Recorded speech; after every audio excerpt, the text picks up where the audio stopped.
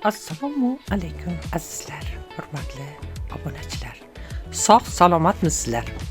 Bizning bugungi videomizda gijjaga qarshi super desert tayyorlaymiz.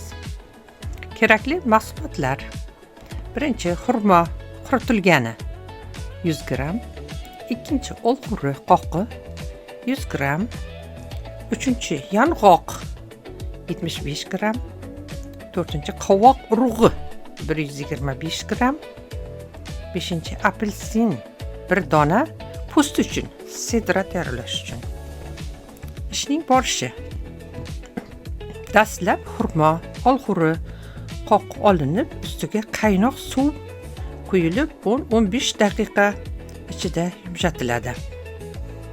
So'ng idishdan olinib, qog'oz salfetka bilan suvi tortiladi va xurmoni tanaki esa olinib, olxo'ri qoqi bilan chopperdan o'tkaziladi yoki pichoq yordamida bo'lishi mumkin.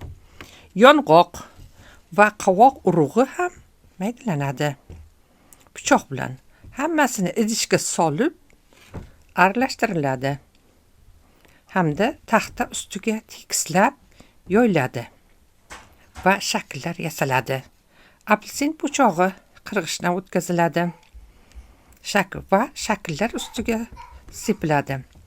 Yasalgan shakllar muzlatgichda saqlanadi. Bu malhamdan ertalab ko'proq yeyib, ustidan qaynab sovutilgan suv ichiladi va 30 daqiqadan so'ng ovqat yeyish mumkin.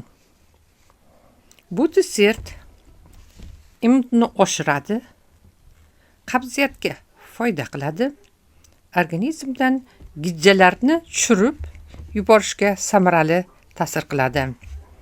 Azizlar, kanalimizga yangi mehmon bo'lsangiz, like bosib, obuna bo'ling.